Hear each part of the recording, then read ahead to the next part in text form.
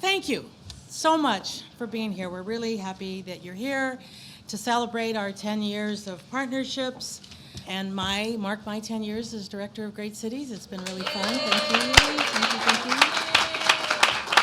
Thank you. Thank you. And to talk about democracy now, the importance of it now more than ever. So I do want to first begin by acknowledging the Great Cities Institute staff. Especially, and I see her in the back, I want to get her up here, especially Yibing Lee.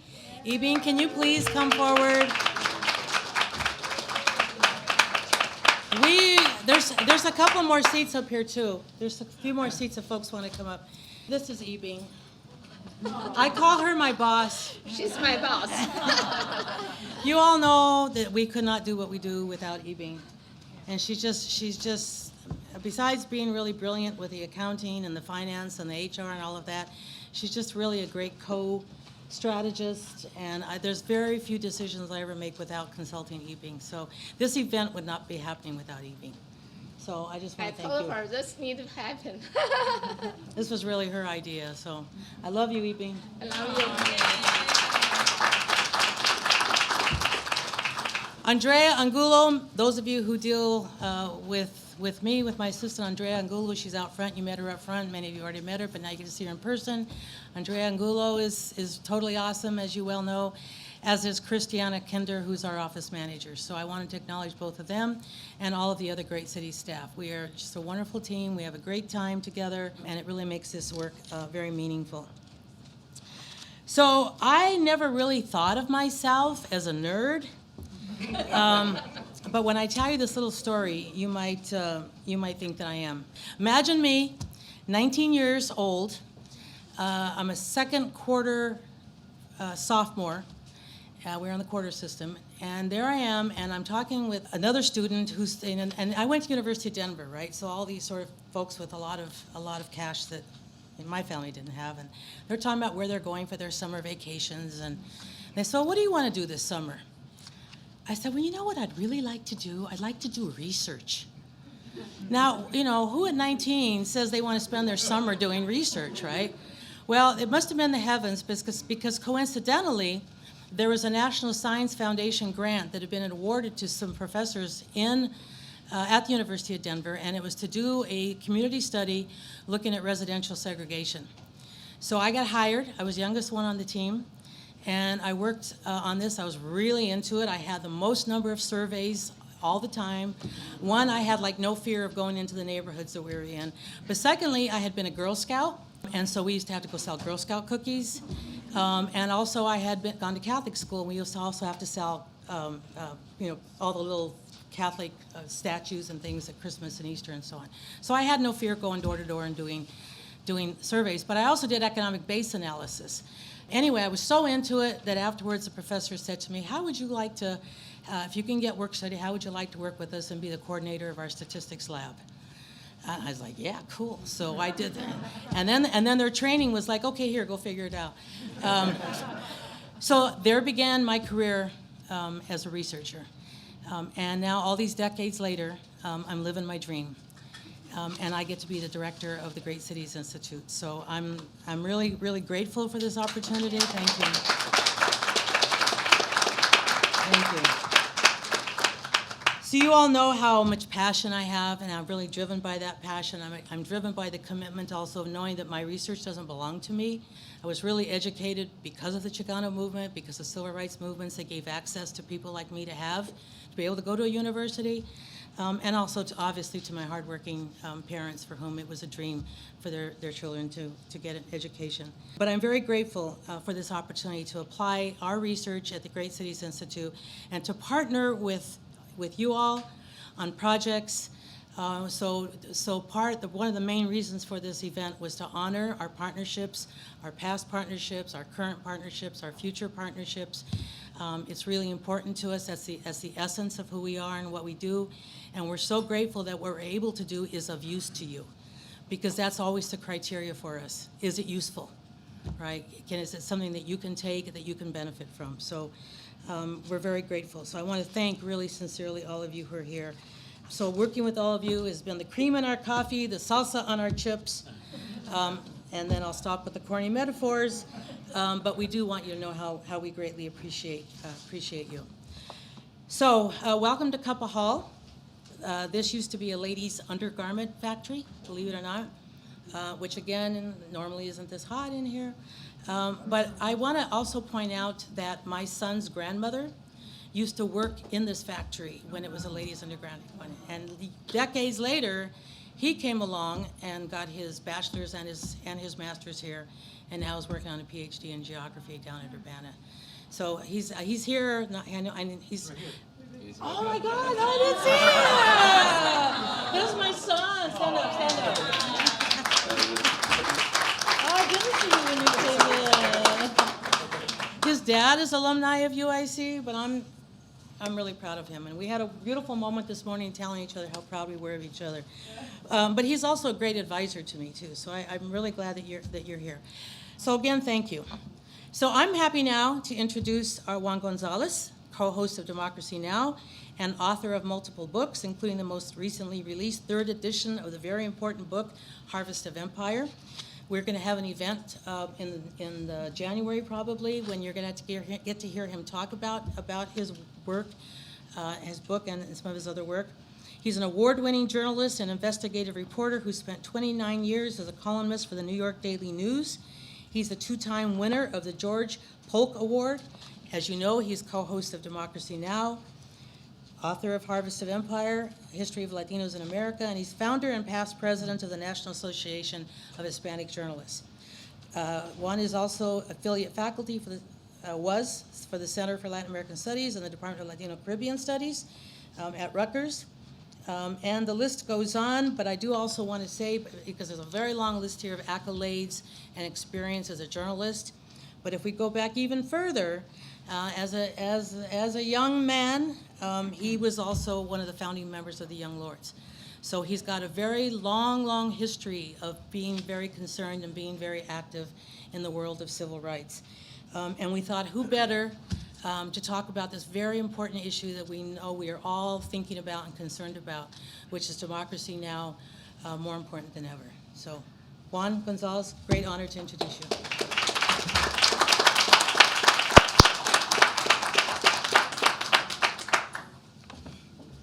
Thank you, and good afternoon.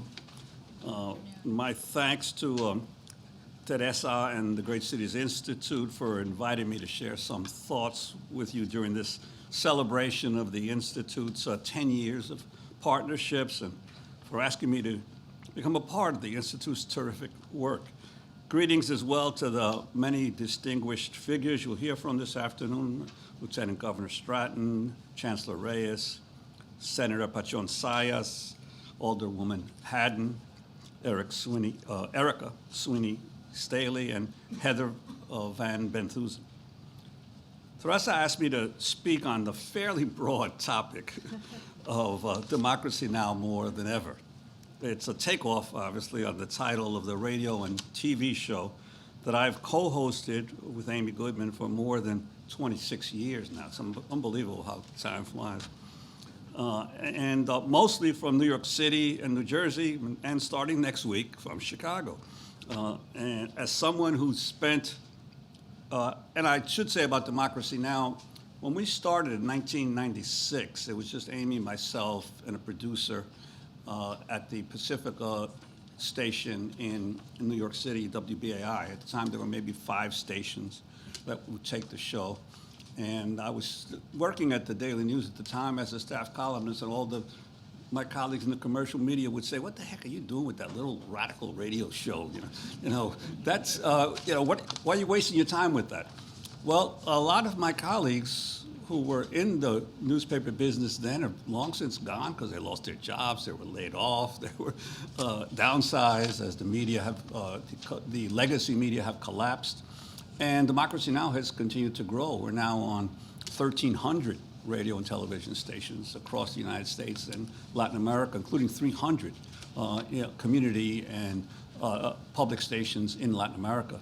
And we've got about 1 million followers on social media. We've got spanking $6 million state-of-the-art studio in Midtown Manhattan and Chelsea. and more than 30 full-time people working on the program. So it's grown dramatically. It's become probably the most influential alternative or progressive news organization in the country on a daily basis. So as someone who spent virtually his whole life on the East Coast, either Philadelphia or New York City, most of my life has been in New York City, or New Brunswick, where I've been a professor, not actually in Latino studies, I've been a professor in journalism and media studies for the past 6 years at Rutgers University. It's been a dramatic and exciting change moving to the Midwest. Actually, I just flew here for good a few days ago, though my wonderful wife, Lilia Fernandez, who's a native Chicagoan, came here ahead of me a few months ago and has been supervising our move into our new home while completing her first semester as a professor of history at UIC. And if you haven't read her terrific book, Brown in the Windy City, about the development of Mexicans and Puerto Ricans in post-war Chicago, you definitely should. So I'm looking forward to making what modest contribution I can do to the Institute's stellar work. As you've heard, I've been a professor of journalism at Rutgers the past 7 years, but I've always considered myself more a journalist than a teacher or historian, having devoted more than 40 years now to reporting day-to-day events in the areas of urban politics, economics, crime, law enforcement, labor, and race relations. What in my profession we typically refer to as hard news. I've thus been fortunate to earn my living bearing witness to thousands of events, big and small, interviewing the famous, the infamous, and the little known, then trying to explain often complex subjects in a way that makes sense to a broader public. And unlike most of my colleagues, I've done so within the three distinct and separate streams of the press in America: the corporate or commercial or for-profit media, such as the Daily News and other. I worked in Philadelphia for the Philadelphia Daily News and Inquirer for many years. The alternative or non-commercial or progressive media, such as Democracy Now!, and at times in the ethnic or minority press that was formed by journalists of color who were for so long excluded or marginalized by those other two streams, both the corporate commercial press and the alternative press. Each of these represent part of this complex thing we call the American media, and each with its own proud origin. As a journalist, I've always paid particular attention to covering not only international events and the never-ending partisan battles at the national, state, and local level between political parties, candidates, and political movements, and how those battles affect greater or lesser democracy among ordinary Americans. But I've also focused on the subjects and issues at the local level that don't generate nearly as much attention. Grassroots efforts by ordinary citizen groups to improve neighborhoods, conditions in the workplace, public education, policing and law enforcement among people of color, and especially urban land policy. Now, when I was a young reporter in Philadelphia, I'd been a general assignment reporter for a while, and I was like a rising star. So my city editor calls me in one day, and she says, "We're thinking of promoting you to work in City Hall." This was during the Wilson Goode administration, the first black mayor in Philadelphia. And we had about 4 reporters there working in the City Hall Bureau in Philadelphia at the time. And she says, "We're thinking of adding you, but we haven't quite figured out what to assign you to," because there were reporters covering city council, covering the mayor, covering the courts. And so I said to her, "Well, Mary Jo, why don't you give me all of the agencies that have to do with land?" And she said, "What? What are you talking about?" I said, "Well, the Public Housing Authority, the Redevelopment Authority, the Housing Development Corporation, the Zoning Board, the Planning Board, the Parking Authority, the Historical Preservation Council, the Parks Department, the Buildings Department. They all deal in one way or another with the land in the city." And I've just been reading this great book, which I have always recommend to my students. I think it's one of the great books of the 20th century, Robert Carroll's The Power Broker. The story of Robert Moses, the master builder of the American city. And Carroll made clear that Robert Moses, who never held any elected position, who had been for 30 or 40 years the most powerful person in New York City and in urban America, because he had charted how land would be used in cities. And of course, land is a very precious commodity in a city. And so I told her I'd like to see, because what happens with these big projects that cities develop, the politicians who originally passed the laws and make all the promises about the development projects are long gone by the time the projects are over. The reporters who initially reported what were the promises made to the people are long gone by the time the projects are finished. So no one ever follows through on what the promises were made on the use of land in a city. So I like the opportunity to be able to put out all that together, go to all these meetings, and lo and behold, they gave me the job. I found amazing stories from let alone zoning board hearings or planning commission hearings that no one else was covering. And so I began to understand the importance of land. I gradually realized that this was where the city's future was being decided quietly, and that these agencies were also at the heart of maintaining wealth disparities and racial divisions. Many years after covering municipal governments, and I covered the administrations of Ed Koch, David Dinkins, Rudy Giuliani, Michael Bloomberg, and Bill de Blasio, I sought to draw the major lessons about democracy in urban America in a book came out several years ago called Reclaiming Gotham, Bill de Blasio and the Movement to End America's Tale of Two Cities. One of the main questions I sought to answer in that book: how did the great metropolitan centers of the richest country in the world end up producing, during the first decade of the 20th century, the stark urban inequality that a new crop of progressive municipal leaders who have come to office in recent years are vowing to combat?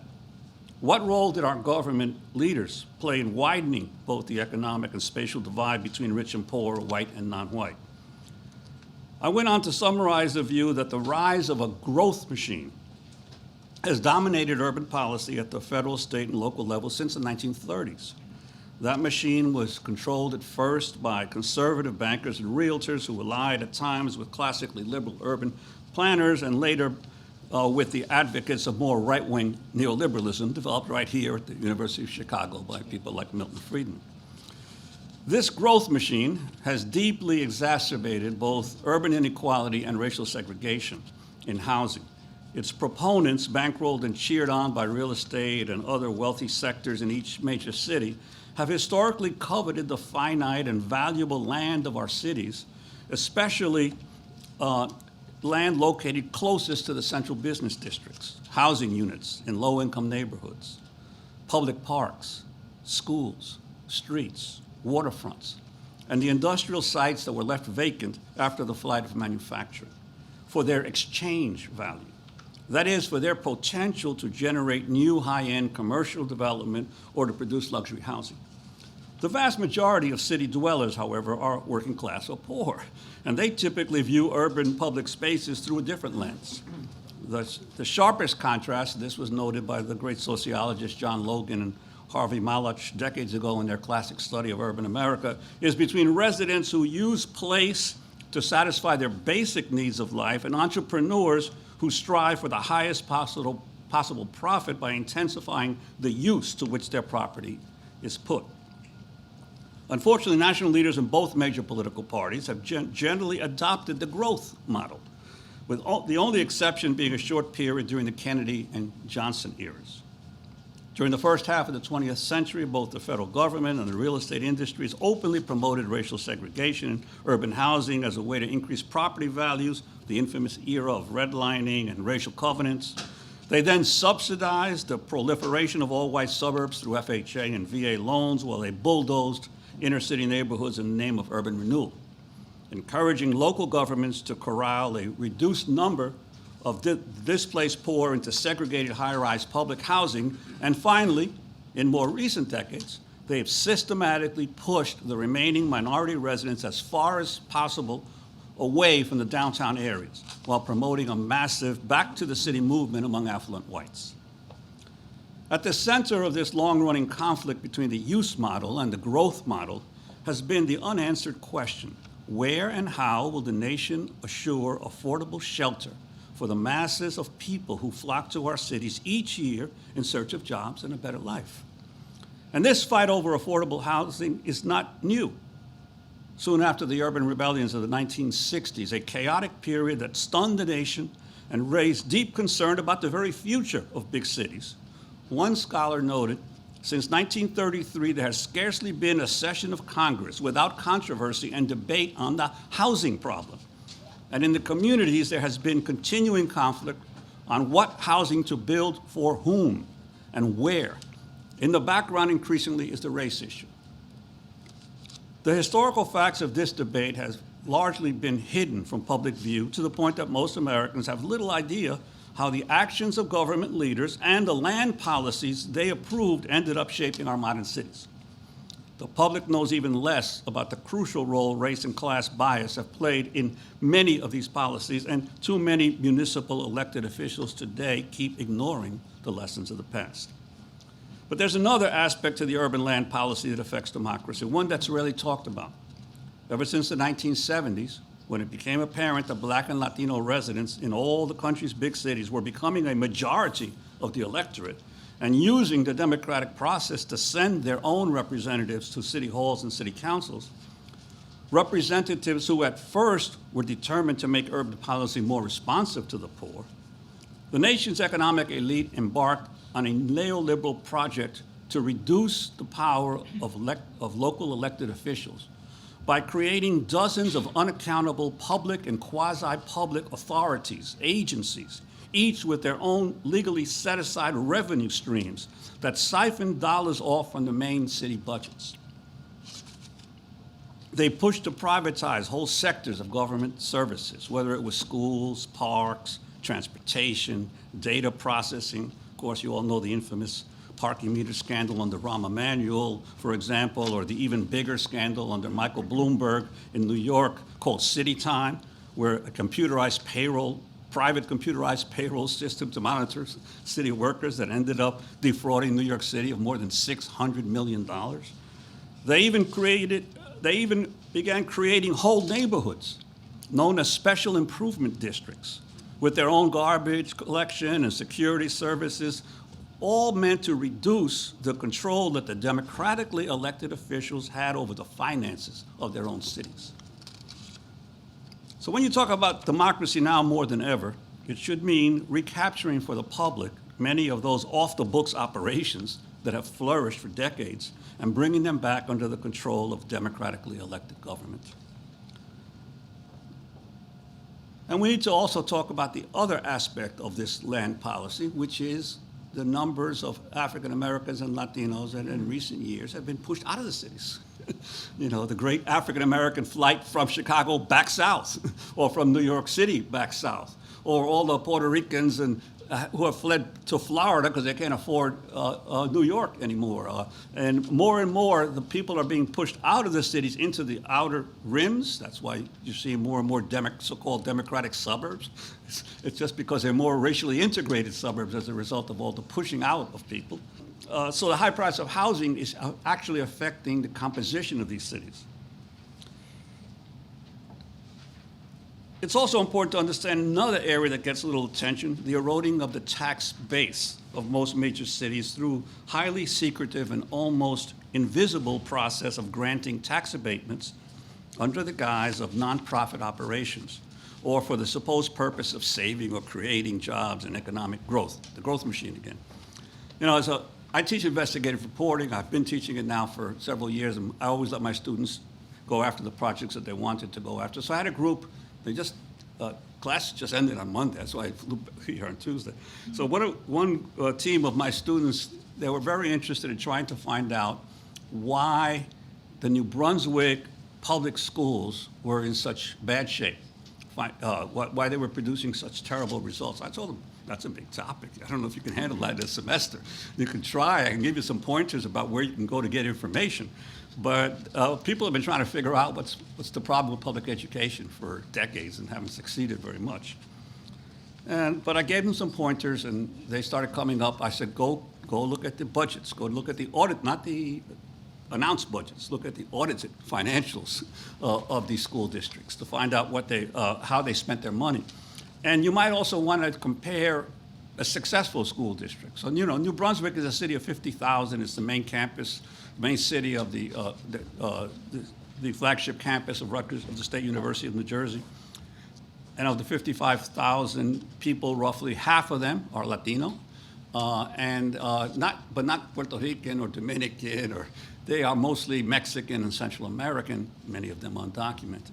But the school system is 92% Latino of New Brunswick. 92% Latino. It's a failing school system. Right across this little river called the Raritan River is a very successful school district called Highland Park. Much smaller township, but very successful. So I told them, why don't you try to compare the tale of two cities, Highland Park across the river and New Brunswick, and try to figure out how they are different from one another.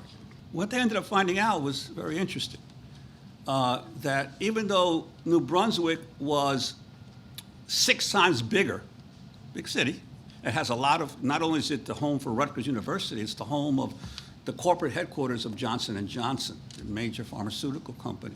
It's also the home of 2 major hospitals, St. Peter's Hospital and Robert Wood Johnson University Hospital, the largest hospital chain in the country. So it's got a lot of not industry, but business. There's a lot of business activity. They found out that the city of New Brunswick was collecting in property taxes the same amount of money, $33 million a year, as the little town of Highland Park across the river. Right? And I said, you got to find out what's going on with that, because property taxes are the main sources of education funds. And they discovered that the problem with New Brunswick is that half of all the value of the land in New Brunswick is tax exempt. It's tax exempt because the hospitals are nonprofit, so they don't pay taxes. It's tax exempt because the state university doesn't pay taxes. It's tax exempt because all of the new luxury housing that is going up everywhere always has a tax abatement for 25 to 30 years of property taxes, and everyone pays this thing called pilots, payments in lieu of taxes. So Rutgers University, we discovered, as we dug into the records and filed freedom of information requests, was paying $700,000 a year in a pilot, payment in lieu of tax, to the city of New Brunswick for all the services it received. The assessed value of all the land that Rutgers owns in New Brunswick is $1.3 billion. Wow. That's the official assessment of the land that Rutgers owns. If it was a regular property payer, it would be paying $33 million a year in taxes, more than the rest of everyone else in the city of New Brunswick. The university would be paying, if it paid its fair share of taxes. And the same thing with the hospital. Huge, hundreds of millions of dollars in buildings, paying almost nothing in taxes. So what had actually happened is that this majority Latino and African American city has had all of its tax base pulled out of it through tax exemptions, through so-called nonprofits. Robert Wood Johnson Hospital, when they looked at the financials, had 24 executives making over $1 million a year, including the CEO making $6 million a year. Not a bad gig for a nonprofit. And we're not talking about the doctors themselves, we're talking about the people who manage the place, right? The nonprofit world is a huge scam, in my belief, throughout, not just hospitals, but museums and all these other folks that all get tax-free operation. And that has a big impact on what resources a local community has to be able to meet its needs. But no one talks about it. No one ever challenges it. It's like the way it is. Even though they're all conducting businesses, even the university has dining hall operations and housing that they make more money from that. Those are profit makers for most universities. The NFL is a nonprofit. Yeah, they're all. It's an amazing world, the nonprofit world. But it really goes to show you how there are issues in terms of dealing. How do you democratize our society and meet the needs of the people that are rarely analyzed and discussed when we talk about urban policy? So these are some of the things that I've been trying to grapple and deal with and get my students to pay attention to. They learned a lot. They learned a lot in the process of being able to understand how the finances of 2 public school systems work.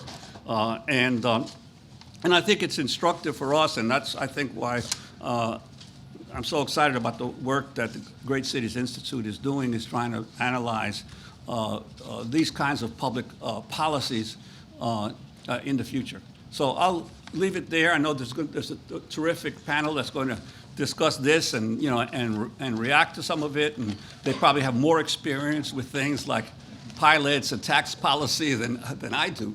I just do the research and the report. They actually have to vote on the bills and try to figure out what we do.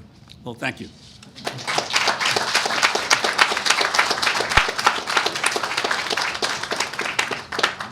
Awesome. And that sets up a really good conversation, which we're about to have. But you did hear Juan make several references to he's moved to Chicago and he loves the work of Great Cities Institute. Guess who's going to be part of the Great Cities team? Yeah.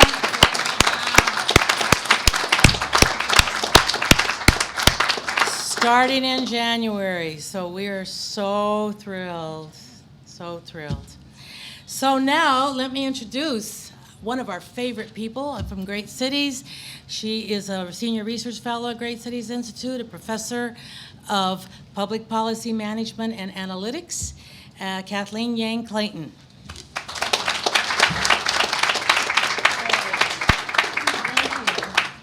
Thank you. I was taking this very handy notebook to take.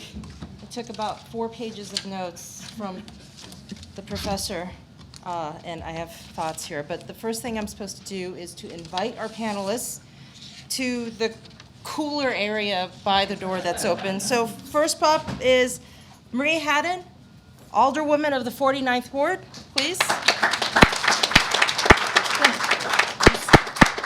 I would sit here because it's the coolest spot, but you can sit.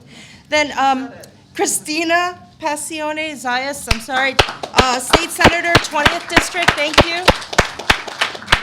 Erica Sweeney Staley, Executive Director of Manufacturing Renaissance. And Heather Van Benthuizen, Executive Director at Chicago Public Schools Department of Student Voice and Engagement. Thank you. Okay, everyone grab a seat. So based on what Juan shared with us, there was a lot. And I was reminded of a lot of sociology and urban sociology, so I'm going to avoid that. I'm going to try to get us into the conversation quickly. So there is a lot here, and it's my job to moderate, and everyone here is extremely well-versed and smart, so I'm going to try to get us into some area to just start the conversation. Towards the end, Juan González was talking a lot about the eroding tax base and pilots and things like that. My area of specialty is public administration, and I was reminded a lot of a book by a philosopher, political philosopher named Hannah Arendt on the banality of evil. Banality. It's the everyday functioning, standard operating procedures, the tolerance that we build for the toxicity of exactly what Juan was talking about. That we tolerate. We've tolerated having that Trump sign up for years. Right? We tolerate that. We tolerate allowing universities that have $70 billion endowments on the south side of Chicago to have pilots. I mean, we tolerate that. So in my line of work, we actually have these two concepts. One is called administrative racism, and the other is called administrative evil. And so administrative racism is really more about the individual level. So one, as an administrator, as a public servant, as a leader, what are the things on the individual level that we try to struggle with, that we say we're down with, or we're forced to deal with, all that stuff, versus administrative evil, which is systemic, it's institutional. And I think that there's a lot in what Juan shared with us that maybe, especially in your lines of work, where you kind of have to struggle with the fact that there are systems, right, in the institutions you serve in, right, in the organizations that you lead, in CPS where you have to operate in, just institutional issues. Can you maybe talk a little bit about some of those challenges or struggles and what you see as maybe some of the promising areas where there is work or there is maybe more movement to address some of the banalities of evil that we currently are tolerating and may be able to come together and transform. Am I going to have to call in someone? I'll jump in. Thank you, All right. Bria. These mics are cool, by the way. You guys can hear us pretty well. They don't. Yeah. Thank you. I'll jump in with. So I work for the city of Chicago and serve as a member of city council, as alderperson representing the 49th ward, which is mainly Rogers Park. This is my first term. How we use our funds to, let's say, address key social services, there's a lot of standard operating procedures, I'll say.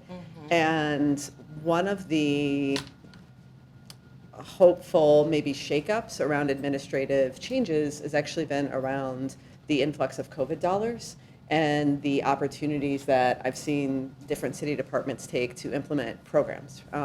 So specifically, what comes to mind are some of the services in the way that we address kind of homelessness prevention and outreach for people experiencing homelessness. Before federal dollars, Chicago was really struggling. Were we going to go for our housing first approach? There was a lot of talk about it. With the influx of federal dollars, it's actually it's still been insufficient, but it's one of the kind of best changes that I've seen in City of Chicago programming, where our Department of Family and Support Services and our Department of Housing they're purchasing properties, they are decongregating shelters, they are injecting money into nonprofit systems for building up of an infrastructure. They're also specifically just putting money into permanent supportive housing. Like, we are housing people. We have more people to house, but that shift was made possible. Now, one of the opportunities there is, can we use that shakeup? Can we use the crisis and like that big change to continue to let our kind of administrators advance and try new things? And can we continue to support that shift, or will we just fall back to the default? And that's a big space that we're in right now, and a struggle that goes down to budgetary decision making, to policy making, and to kind of the continual demonstration of these programs. And we struggle with things of, will we have enough data or information in a timely manner in order to support the continuation of these programs? Will we run out of money before we're able to do things? Will there be political changes, right, in administrations where all of a sudden there are different people making decisions who have different ideas or goals? But being in these last couple of years, that's one example I can think of where there's real opportunity to shift, but hanging on to, encouraging, and pushing towards those more positive things to get away from the kind of pre-existing system is really challenging. Yeah, okay. Does anyone want to respond? Or okay. So I think one thing I would just ask as a follow-up question is, so again, there's this supposed line between administration, which is on the inside, right? And there's supposedly a wall, and then there's politics, right? That's what every 101 public administration, anyone that you talk with, that's what they teach, and then we all have to say that's not true, right? It's what you are taught, and then you give them all the examples. Given you're on the elected side, but you have a lot of policy experience, and just what are some of if you had a magic wand on the administration side, to your point, what is it that you would change?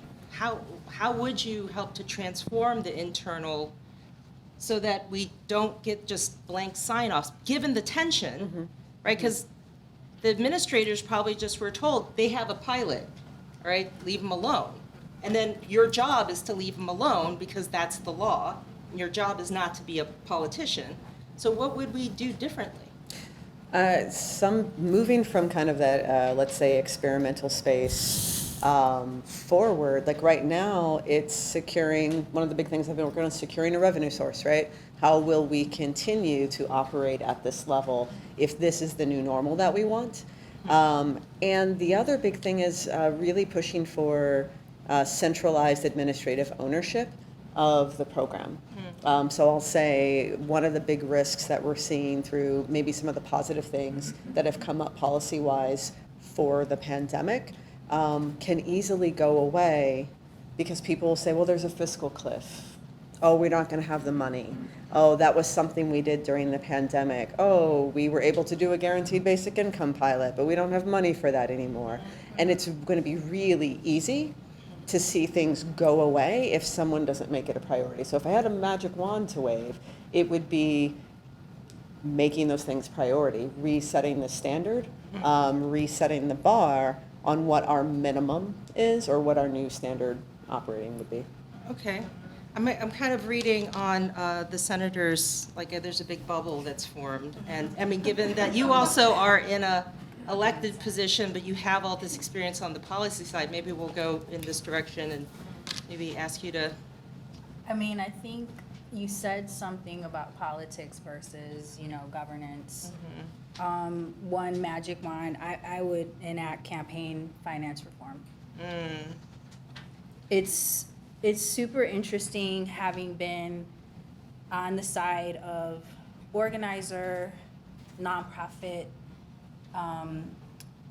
direct service administrator, and now being on the inside, because you have these ideas. And actually, I want to tell a story about how when Maria and I first met. It was right after 45 got elected. And there was a group of women of color, that met at a storefront in Logan Square. Yep. And Maria at the time was a lead organizer or co-founder of BYP 100. I'm just a member. Member. Yeah. But the room was filled with Black, brown, indigenous, Asian women. And I remember the message was loud and clear, and there was one woman particularly that was an organizer, and she said, y'all, we cannot be upset. We cannot be paralyzed by this moment. What we are going to do is we are going to lock arms, and we're going to get each other elected. And we are going to activate, and we are going to mobilize, and that's the only way we're going to get through this. At the time, I had no interest in this work. None. Zip, zip, zip. I wanted to support people. And then shortly after, you got elected. And so when you're actually on the inside, the reason why I say campaign finance reform is you really do see how those investors in campaigns influence a lot of what's going on. So much so that there's what we call the third house. We have two chambers. They're both houses, right? House and Senate. There's the third house. Those are the lobbyists. And now what I have learned, not all lobbyists, have agendas that are evil, as you say. There's the do-gooders. But you really do see that people really struggle if you're not rooted, if you don't have a moral compass that affords you to say, no, I cannot accept this money. No, I cannot vote this way. This is going to harm my community. And to be direct about it and to be transparent about it. There are political costs you will pay. But at the same time, you have to constantly be thinking about what did you go there to do? And so that's one of the magic wand piece, because it does play a really big role. I'll stop right there because I know there's more things to go. Oh, okay. But- All right. Well, thank you for that response. We can move, I think that and you're nonprofit mostly, but you work so closely with, I'm sure, the city and state. Do you want to continue on in this, if you had the magic wand, or what is the tension that you have experienced, right, between sort of administrative indifference, Yeah. sometimes active racism, sometimes just the indifference is there, versus what you would want to see as institutional or even systemic change around that space. Yeah, no, and the thing that I picked up that definitely I caught from Juan's presentation was really the question for me, and this is a driving question in our work at Manufacturing Renaissance, of who gets to determine development, you know, like, that is such a, and I appreciate it just kind of shining the light on so much is happening behind the scenes. And as someone who's not in the governance, you know, like I'm coming from a community point of view, I'm coming from kind of the scrappy, small, not-for-profit point of view, and we're working in context of, you know, on one hand, we're kind of, as a not-for-profit, we're supposed to have a very, like, the pushback we get all the time is, pick one thing. Like, your job is to provide a service, or you're, okay, it's great. You help young people get jobs in manufacturing. Great. Just everything else you're doing is too complicated. All this other policy stuff. But if you're coming to this work with any kind of awareness of the systems, you know, what's happening in this administrative evil space, it's like I am doing my youth a disservice by only providing one service. I'm doing my community a disservice if I'm only just that one issue. Like, it's all interrelated. And so much of, and what it has prompted Manufacturing Renaissance is to kind of articulate our own view of a vision for development. Like, because what we're looking at is, and we're working on, you know, almost 40 years of work, starting under the Harold Washington administration around industrial retention. And what we were initially responding to was suddenly you have the closure of manufacturing companies in the thousands, you know, around this, not just unique to Chicago by any means, but, you know, it was devastating for the west and south side of Chicago. And at the time, just no one knew what was happening, and there was this pervasive, like, there was all these decisions being made on behalf of really huge swaths of the city. And from the outside looking in, it was like, oh well, this is just the way of, you know, we're gonna be, manufacturing is going the way of the dinosaur. You used to hear that refrain all the time, and oh, it's just how it is. But when we looked into it, what we found is that most of the companies that were leaving, were closing, they were perfectly good companies. Like, it wasn't like they were making like slide rules or something, like things that were no longer marketable. The vast majority of companies that we looked at hundreds of companies at the time as part of that work, was that these were viable companies that were employing hundreds and thousands of people on the west side, on the south side. And from what we saw, it was, you know, yeah, it was the early stages of globalization. So suddenly you had companies, perfectly good companies or owners saying, oh, this is, even though I'm still making a lot of money in manufacturing, I can make more money now pulling out, cannibalizing the factory and putting it into, you know, development that's happening halfway across the world. And when we started to kind of, you know, see this pattern, and we were telling decision makers, hey, we can intervene. Like, you know, what if we bought these companies? Like, if they want a good return on their investment, let's help, yes, leave Chicago, bye, you know, but keep the company here. But we needed to work with the city, you know, decision makers and the aldermen, and there was a real reluctance to. It was like, well, we're the government. That's not our job to kind of intervene in the private sector.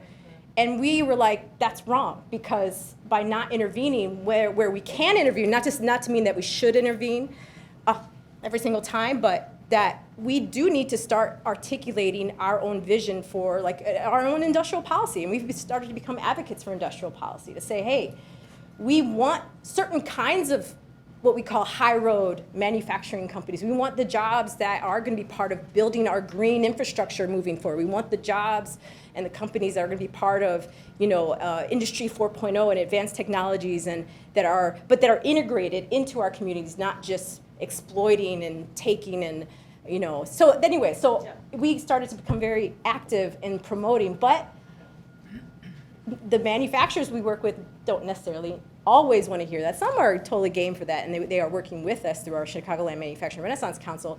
But there is, you know, a lot of powers that be. They're like, that's not your business. That's not your job to determine that. And we're saying, but we kind of think it is, and it should be. And I think that is exactly the work at hand about how do you, you know, infiltrate. I mean, it's like, this is what's required for a vibrant democracy. It's not just the democracy of who I vote for every 4 years, but it's democracy every day. It's at the workplace. It's in the communities. It's that connective tissues.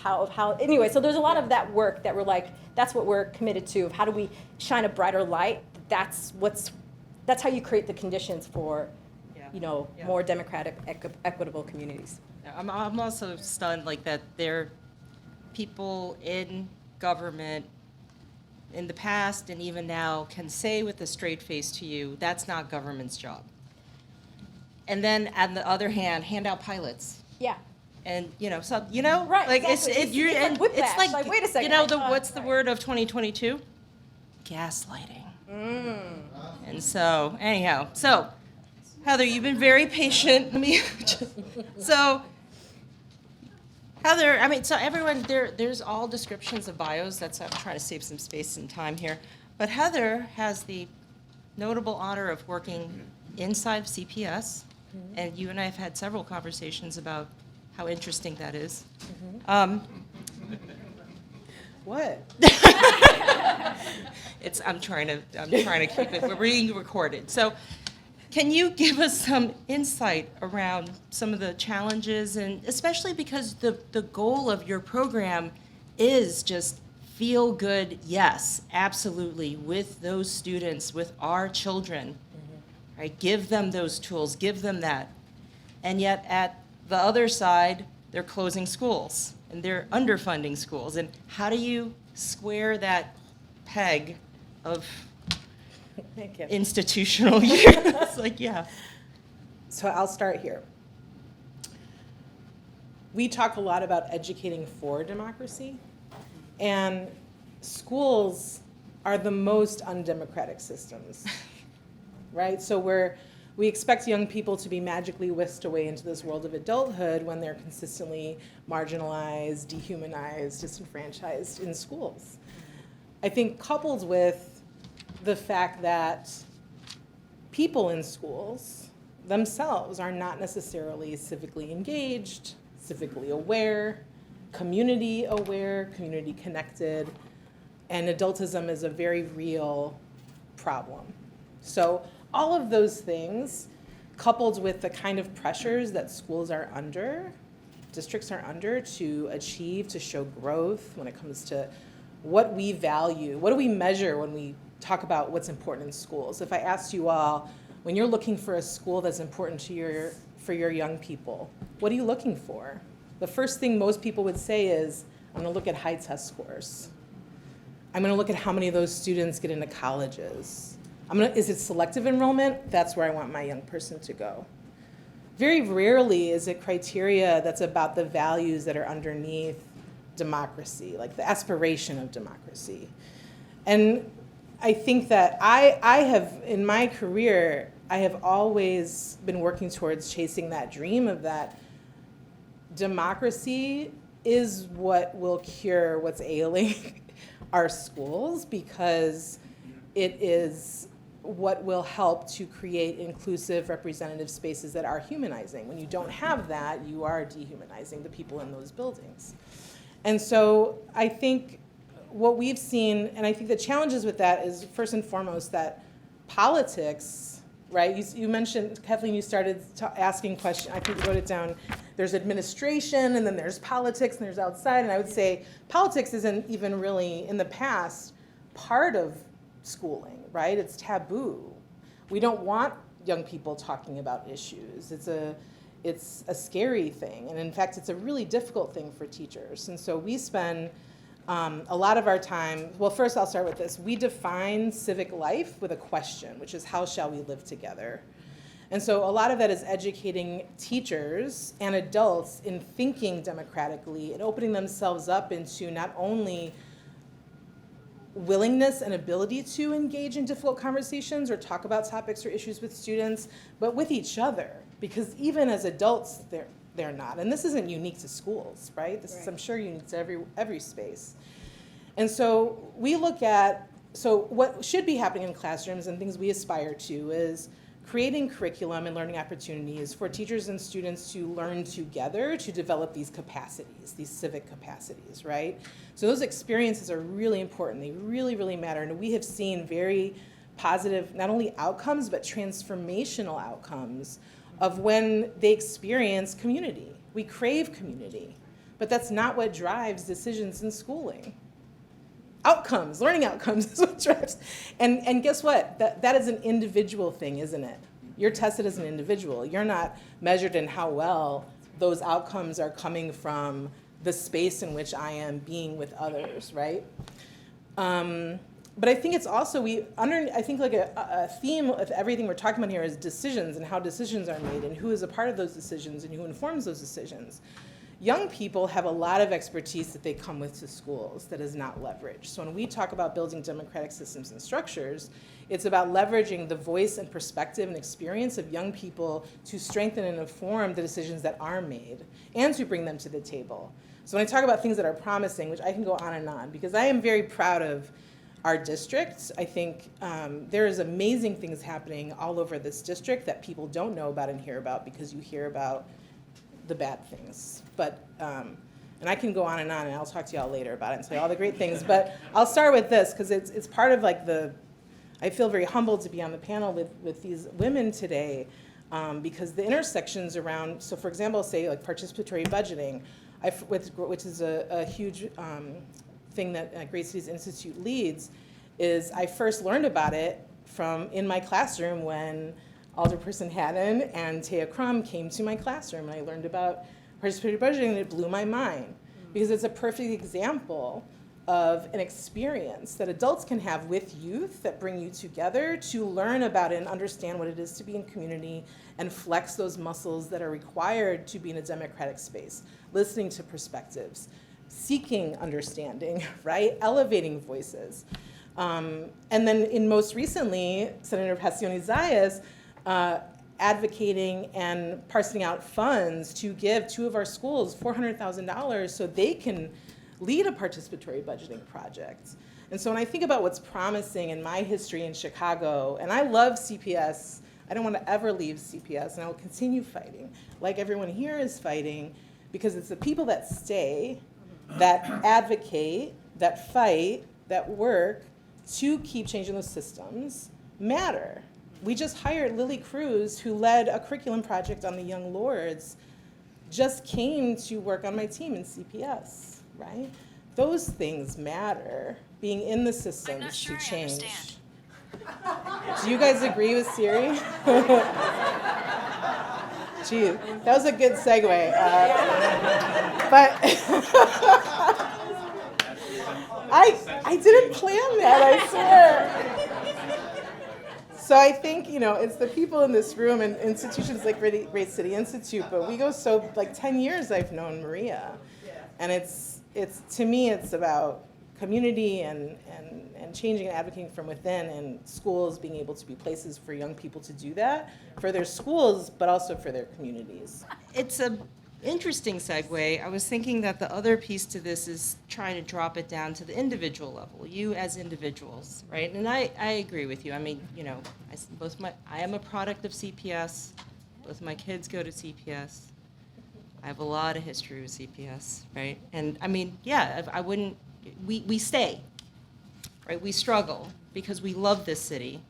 But I think sometimes the despair or the anger I feel is because we've chosen to stay, right? And that's really hard because it just grinds down on you, right? You open up the news and the next shooting, the next this, the next closure, and you're like, you almost feel like, what, am I just kidding myself? And then I look at my kids who are 15 and 12, right? And I'm like, do I expect them to stay here? Right? I mean, and how much more must we struggle until we see the Chicago that we have never seen, but that we know we deserve and that we want our kids to deserve, right? So on an individual level, it's very taxing. This work is very hard. And I think that, in each of our ways, like we've tried to regenerate, to be resilient. And I actually do wonder, what are some of the ways, what are some of the things, how do you practice your resilience within city council, within your ward? Like how do you just continue and not drop into that vat of just despair and what the hell am I doing and what other city can I move to that's warmer? You know, like, how do you, what are some of the things that inspire you? This is going to sound super cheesy, and you're just going to have to believe me for this. I'm going to borrow Teresa's, I'm a huge democracy nerd. I don't have a very strict spiritual belief system, but I have a lot of belief in democratic practice. I also have no personal expectations of myself fixing anything, right? Like in that sense of like, I'm doing this work and I'm participating to make it better, but like Maria Haddon is not the solution, right? Like I don't feel like any one person is going to personally fix all the things that we need fixed in our city. And I think that it's a practice, like democracy, society, it's constantly changing, it's constantly growing, and we're just part of it, right? So choosing to participate and having the privilege to even have choices in how we participate, right, is like a big deal. So being able to do things, like I get to go judge a door decorating contest at a middle school in my ward tomorrow. Eugene Field. I'm going to go judge door decorating contests that they did for holidays, and they've interviewed me for their newspaper. I do things in my community, and I feel like this role in my service in city council is like a role that my community needs, and it's a role that I'm playing for now, but someone else will play it. And like that's a lot of, I think, the important parts about our democracy is knowing that in official roles and unofficial roles, like we need leaders, we need actors, we need people who are doing things, and some of us might be chosen, selected, or voluntold to fill those roles for short periods of time. And it's our responsibility to play them and to lead them and to kind of keep going on this path. And like, we don't know where we're going, and I'm pretty comfortable with that. But I feel like it's going to be a better place than where we started. And so being connected to people, being connected to my community, it's really nice to be here and see all my friends at great cities, honestly, from 10 years ago, and knowing that people, like, this is the Chicago that we want, right? And there's many different versions of that. And that's what rejuvenates me, right? Like after the last city council meeting of the year, where at the very end we were all tricked into voting for like a really regressive gun fining policy, right? That was kind of terrible. But then I get to come here today, so it's constant. All right. So democracy in your practice. Good. Yeah. Okay. Let's go down I mean, I think what I'd like to just highlight in both what Heather said and Maria said is that, humanity's at the center, and I think that question of how shall we live together can, be approached in so many ways, right? How do we struggle together? How do we experience joy together? How do we affirm each other's identities? How do we affirm each other's heartbeat? Really at the crux of this work and what makes it livable, right? Because we do encounter, it's wild, y'all. It's I will have a book written at some point. But it's wild but I think some of the best parts of it are when we have those moments where you are able to work in a collective capacity, whether that's people under the dome, as we call it, in Springfield, who are in the legislature with you, and or plus folks outside, organizers, community members, parents, and understanding you come from that. And I think part of what's the most meaningful piece is like how we do our governance work is different. It's markedly different because we come from social movements. Our lived experience is that of individuals who may have had to rely on state services. So therefore, we're approaching how we do solution work in a way that we will feel the impact because we've been beneficiaries or family members or close friends, but also demanding that we do it with community, not to, not for, but that it has to be in that. You know, one of the things that I was adamant about, I served on the State Board of Education, and I used to just ask, you know, 4 different questions every single vote we had to take. What's the goal? What are we trying to accomplish? Because that gets caught up in all kinds, like you said, you might realize you're voting for something crazy. What's the racial impact? The racial equity impact. There's a racial equity impact analysis tool that tells you how is that going to harm or benefit different racial and ethnic groups or groups that have been historically marginalized by status quo mainstream policy. What's the engagement? How have we engaged those who are going to have to live with these decisions that we're making today? And ultimately, concretely, what difference is it going to make in the lives of children? If we could not answer those questions, I had a really hard time making a move. And I had no problem making that public and putting it on blast, privately, doing whatever it is that you do, because the point is that the people are entrusting you with these decisions, these resources. You are sent there for a reason, but it always goes back to that human quotient. Humanizing policy, because it has often been orchestrated and manufactured in a way where it's transactional. And I think many of us who are coming up and building a critical mass of the leadership that you see reflected in different levels of government is transformational. But it's not just enough that our numbers are increasing, it's about what we do with that leadership. What are we willing to put on the line to make radically different outcomes for the advantage and benefit for people who have been historically marginalized? Okay. Please go. I mean, I just let you guys respond. I don't know. I just keep showing up every day. It's a different reason that gets me out of bed, but like, I think, yeah, I mean, a lot of the same common themes of, you know, it's that finding that common cause. Yeah, it's hard work. I just also want to give a shout out to 2 great cities and, like, you know, those moments where you really feel seen, and, you know, Teresa's research.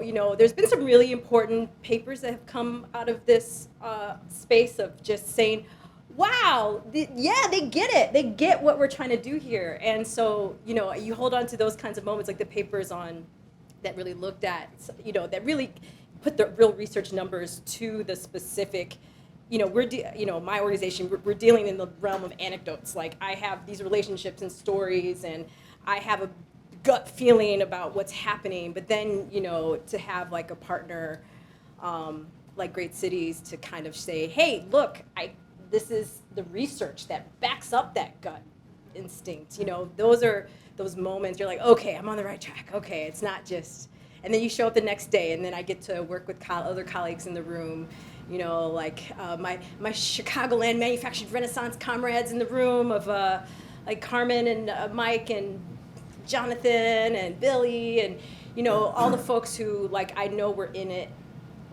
and we're working together, and we don't know the answer in any given moment, but we get through it one day at a time and just keep showing up and seeing what you can do. Lisa, yes. Yeah. Yes. Heather, you started. 2 things. So first, I think thinking about, like, change is slow and happens over time, and then all of a sudden all at once. And so I think reflection, and, you know, Christina, you said this, I really love this, like, we come from social movements, is that reflecting on what change has happened. So, like, when I think, and I've been thinking about this a lot this week, because I've had a rough week, but, you know, when I started in central office, I've been in CPS now almost 20 years, and when I started in central office, I could barely get anybody to even think about or care about the word democracy or civic life or anything.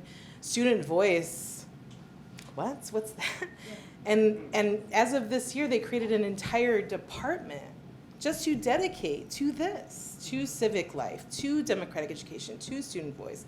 That is powerful during a time when it is not normal. In fact, it's actually quite challenging. You know, we don't live in a politically, you know, homogenous district. It's a very tough time. And so I think, like, I see that change happening over time, and that means a lot to me. But I think also the stories and the experiences that happen every day. Like, we talk about the power of community, but oftentimes I think when you think about administration or politics, like when Maria mentions, I'm going to a school tomorrow, we have to carve, in administration, you have to carve space for that. Because if you're making quick decisions, especially around policy, if it's not informed and anchored in the lived experiences of those that are most impacted, then you run the risk of it being bad, but also it gives you life. And so I'm grateful to be able to have those experiences every day, but seeing what changes in people when they experience fellow democracy nerd connectivity and humanity and the experience through true democratic practices, it lights you up and it fills you up and it automatically gives people like, oh man, I really needed this. The last 3 years have been total, or 6 years have been really terrible. And so I think those two things really give me life, yeah.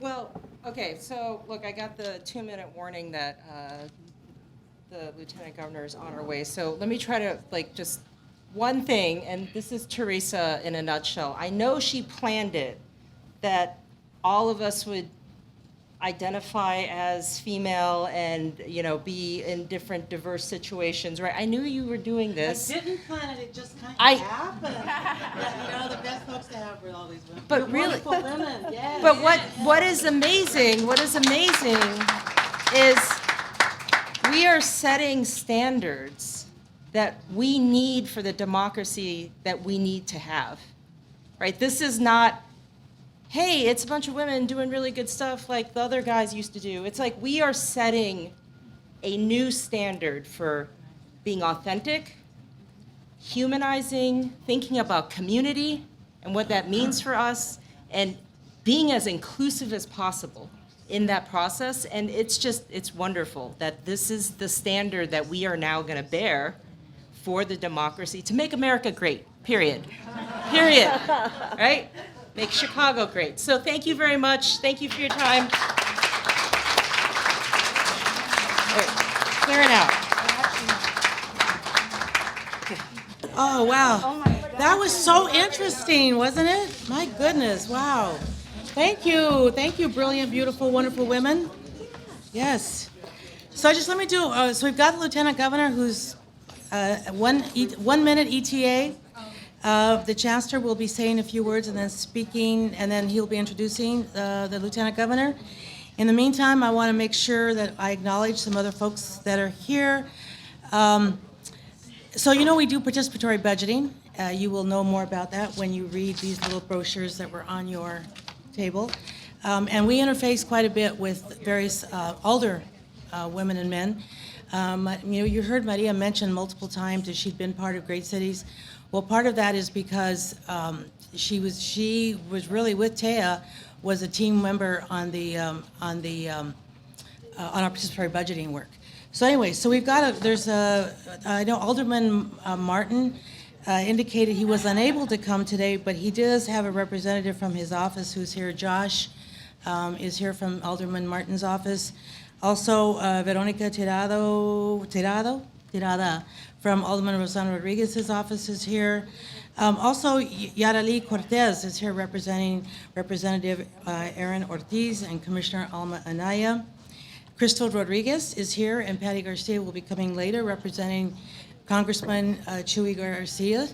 And I'm really thrilled because I hear there's something coming before the floor, which is some kind of statement. I'm really excited about that. And he's an alum of UIC, both bachelor's and a master's degree. And then Nick Davis, of course, from Lieutenant Governor Juliana Stratton's office is here. I just finished saying your name. Patty Garcia from Congressman Chuy Garcia's office is here. Yes. You don't mind. Oh. Real quick introduction. My name is Norma Hernandez. I've been working. Who is this newly elected state rep? Yes, I almost forgot to mention. She is Great Cities staff. She started here as a student, and she is not only a newly elected state rep, she's also a trustee, board of trustees of Triton College. And she's badass. Thank you. Thank you. And The reason why I'm presenting this is because I'm here because of Teresa Córdova. Her leadership development to me has been an amazing career-changing opportunity that I will never forget, and I will bring that with me. And everywhere I go, I always say she has been my biggest mentor and believer. You know, I come from a place where I was the first one to graduate from college in my family, right? So a lot of these opportunities aren't handed to us. We have to work really hard, and she saw that in me as a student and offered me to work as a research assistant, and I've kind of been under her wing ever since. And on behalf of Congressman Garcia, he wants to recognize her work, her leadership, and also the impact that she's done to people like myself, but also citywide. We work all across the city of Chicago. We work in the suburbs. We just finished doing a report documenting the Latino growth in the suburbs, so just seeing the impacts. That's why I ran.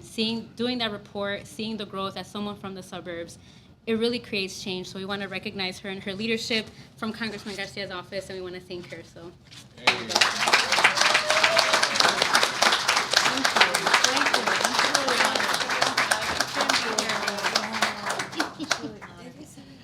Well, you know, I want to say also, it's photo time. You know, I want to say that, first of all, I need to mention on the western suburbs, part of why we were able to do that is because of Community Memorial Foundation and also Healthy Communities Foundation, both of their presidents who are CEOs who are here with us today. And also, I think I saw Deborah Bennett come in from Polk Brothers, who's also funded some other work that we've done. I'm really, truly honored by this. This is really exciting. In early 90s, I wrote a paper on the rise of Latino electoral politics during the era of Harold Washington. When I was here in the late 80s, I actually got to work on a number of the elections, and it was part of what greatly inspired me. I also need to mention another foundation president from Grand Victoria, also Sharon Bush is here. So I want to thank you also for being here, Sharon. Really appreciate all the support that we get. So with that, I think, is Lieutenant Governor arrived? Because I want to introduce our Chancellor. Chancellor Reyes, I know, is going to speak, he's going to speak and then he will introduce her. So I'm going to guess that by the time he's done speaking, she'll be here and he can introduce her.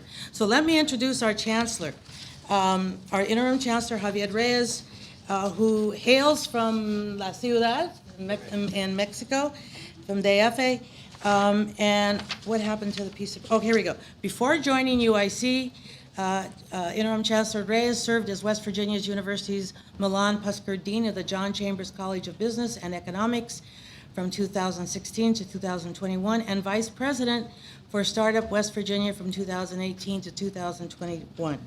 Vice President, this goes on. Under his leadership, the College of Business was named by former Cisco Systems and alumnus John Chambers, and he focuses on the growth of entrepreneurship, innovation, and experiential learning, with an emphasis on synergies with engineering and the health sciences.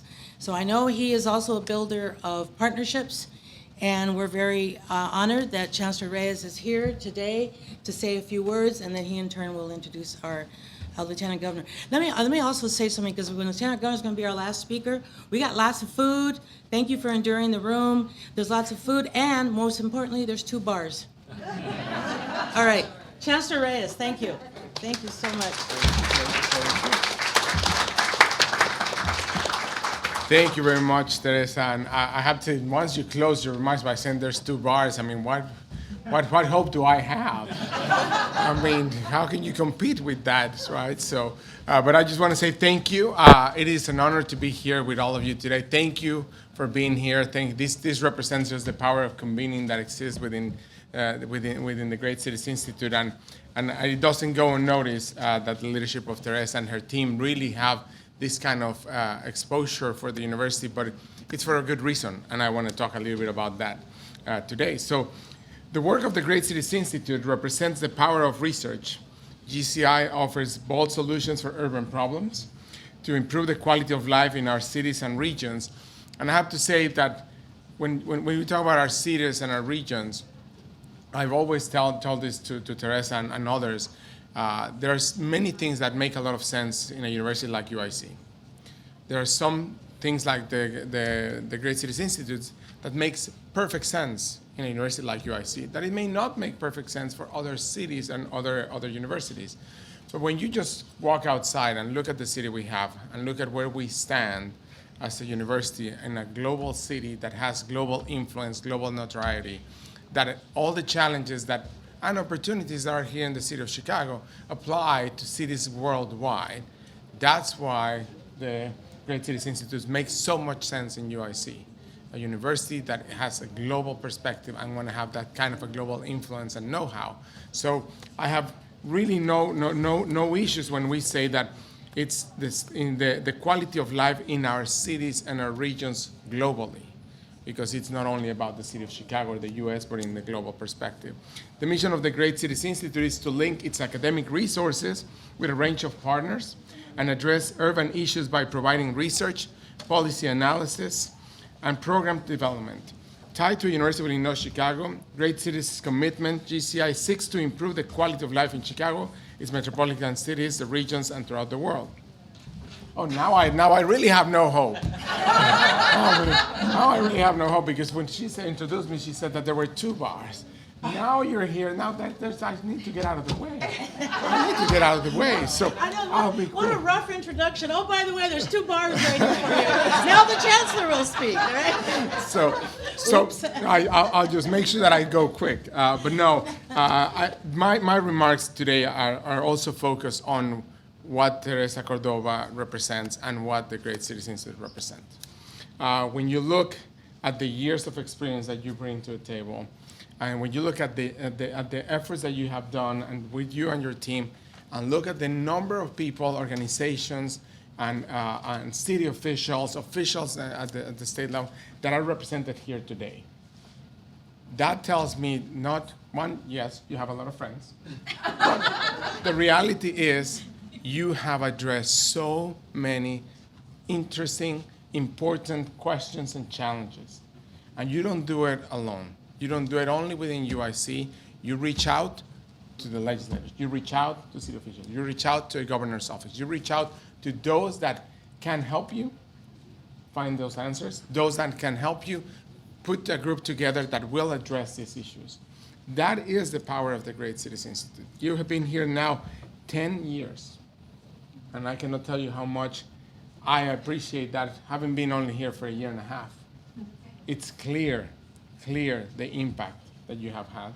It's clear the impact that your team has, and you know that you have a champion in me as interim chancellor, but as permanent provost, and I do know that our chancellor, incoming chancellor, Chancellor Marilyn Miranda, already knows about you, already knows about the influence, already knows about this convening that we have today, and I cannot say this enough. Thank you to all of you to partner with Teresa and the Great Cities Institute. Thank you for forming teams that take on global challenges, transform them into opportunities. And I have to say, I was hearing Christina just speak about this, for humanizing these challenges, these policies. It's not about a train, it's not about a border, it's not about a technology, it's about people. And that's what this center puts at the middle of everything. It's about people and addressing those challenges and those opportunities to bring better lives to people that live in our cities here and globally. So Teresa, with that said, I just want to say thank you.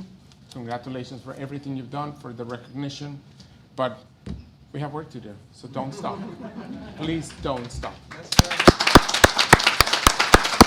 Now, it is a great honor and pleasure to welcome a UIC family member and someone who is very familiar with the work we do.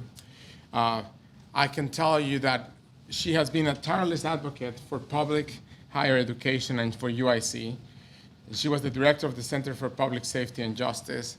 I have gotten to know the Lieutenant Governor Juliana Stratton in many different venues, but what she always brings to a table is an incredible positive energy to move things forward, to work together, to solve the challenge, solve the issue, find the answer to the question.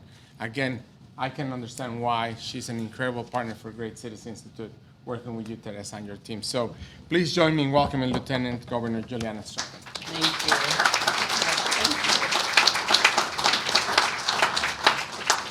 Well, hello, everyone. I am Lieutenant Governor Juliana Stratton, and I use she, her pronouns. Thank you, Chancellor Reyes, for that warm introduction and for your leadership and support of the connections that uplift communities. You're right, I do feel like I'm home being here this evening. I also want to thank today's featured speaker, Juan González, for his insightful remarks on what it means to uphold democracy. And thank you to the moderator of tonight's panel, Professor Yang-Clayton, and our distinguished panelists for holding this space to share insights on building the groundwork for equity and opportunity in communities. To everyone here who has the passion, expertise, and drive to lift up voices that are often unheard or ignored, I thank you for playing your role. But I want to shine a light on one person in particular who has been committed to making a difference in her role, touching countless lives throughout her career. And that would be my dear sister friend, Teresa Córdova, Director of the Great Cities Institute. May we give her another round of applause.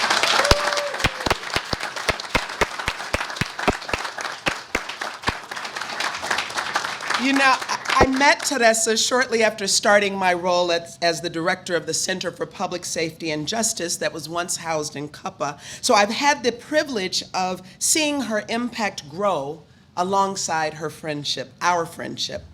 What brought us together was a shared vision for a better future. You see, Teresa has long been invested in connecting to communities, and it was clear from the beginning that she was a force to be reckoned with. We bonded through conversations on youth employment and economic development, the pathways we can build to open doors to opportunity. And a lot has happened since then. As Lieutenant Governor, I have been committed to continuing this work across Illinois. My office has partnered with Illinois Main Streets program to revitalize commercial corridors throughout the state, in urban areas, in rural regions, so that every community has the tools to thrive. And like all of you, our administration has maintained that the voices of people most impacted by disinvestment, by lack of access and lack of opportunity, must be at the very center of the conversation. In fact, we've been dedicated to building the infrastructure to respond to these needs sustainably, including through the Restore, Reinvest, and Renew program, or R3 as we call it. The R3 program, which I chair, reinvests 25% of tax revenues from adult use cannabis sales to fund programs in communities that have been most impacted by the failed war on drugs. And what's critical is that people from those same communities play important roles in making the R3 program so impactful, as individuals with lived experience are on the R3 board and a part of the grant review process. To date, R3 has distributed more than $144 million over the course of the life of this program, which is just over 2 years, to fund grants for organizations to provide services in the areas of civil legal aid, reentry, youth development, economic development, and violence prevention. I'm grateful to serve as the Lieutenant Governor of Illinois to help build that future that we discussed for 10 years. And I know that I'm so proud to have walked alongside Teresa to see the major strides that she has made since taking the helm of the Great Cities Institute. There are so many communities that have made it abundantly clear that they don't want policy to be made for them, but they want to be the architects of their own futures by having policies created with them and by them. Under Teresa's leadership, and by leaning on partnerships that will take this work further, the Institute has shown that we can work for and with communities to make that change and foster growth. And what does that look like? Well, it looks like the upgrades to business corridors in South Chicago to create accessible spaces that celebrate the vibrancy of the neighborhood. And it's about these upgrades being directly informed by the people who live in South Chicago so that their voices are centered. It looks like harnessing data and wisdom of the West Side residents, stakeholders, and leaders to not only shine a light on how deeply disinvestment has impacted and affected neighborhoods like Lawndale, but also advocate for investments driven by the community to repair the harm. It looks like a legacy that is built by joining forces and staying focused on the mission of supporting communities with a holistic approach, from research based in addressing barriers to equity and justice, to providing resources and information to stakeholders so they have the tools to accomplish more. And it looks like teaching and mentoring so many students who are not only interested in the technical aspects of urban planning, but who are interested in uplifting individuals, who in turn uplift families, who in turn uplift entire communities. That is not just what Dr. Córdova does. That is who she is, someone with a big heart for people, for communities, and cities. So congratulations to everyone at the Great Cities Institute and its partners for all that you have achieved in the last 10 years to bring us closer to the brighter future that we all want to see. And to Director Teresa Córdova, congratulations on this incredible milestone. I want you all to know that whenever I call, whenever there is something that I want to have a deeper thought about how to approach a problem, whenever I just need, as I said, a sister friend to allow some words of encouragement or support, you have always been there for me, and I will be forever grateful. With that, I want to just say that there is a special honor that I would like to present, a resolution in honor of Teresa Córdova, submitted on behalf.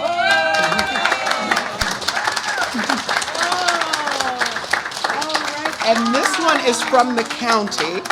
I'm actually submitting it on behalf of Cook County Commissioner Alma Anaya and the entire Board of Commissioners.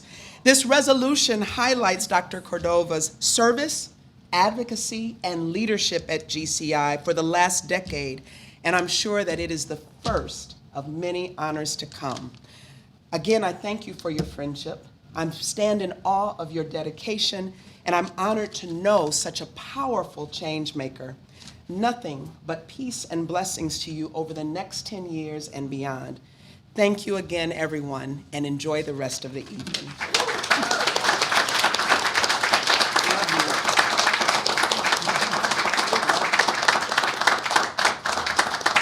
Are you coming? Do you want me to hold that? Wow. Wow. Now I'm really glad we got this on video. So I want to just say something real quickly that I don't want to forget. You know, we've got to cut some we've done some international work too, and we've done work with with Ecuador, and one of our affiliates is actually a very high-powered person with the UN. He's been part of WTO and so on, Diego Aulestia. But we also have partners with the French, and I want to recognize Nicolas, who's the attaché for higher education, and with the Consulate General of France. Did I get it right? We've done some wonderful programming with them, and we're really honored to be partnered with you. We also have with us a Fulbright who's here from Macedonia. You want to sort of say hello there? We've worked, yeah, so thank you so much. You know, we get a lot of international delegates and so on coming through here. And also, there's something you mentioned about the students. That is part of the work that we do is mentoring students, and I think one of the greatest opportunities for me also is watching even the capacity of the staff grow over time, as well as my own. And so I want to end by once again thanking the staff at Great Cities Institute, who are just so wonderful and have worked so hard for this. Thank you all again for so much for being here. And now we have food. There's a dinner and that you can find in the small conference room. There's still some more snacks around. What we're going to do is we're going to kind of clear out this room a little bit, put the chairs against the wall, open up the space, get some music in here, because I know the Lieutenant Governor likes to dance. It is true. Yes. You know that. I was like, okay, Lieutenant Governor likes something. We need to make sure we have some music here. And as we said, there's a bar outside this room. Restrooms are out here. You can go to the left. There's a bar over there. And please enjoy yourselves. And again, thank you so much for being here.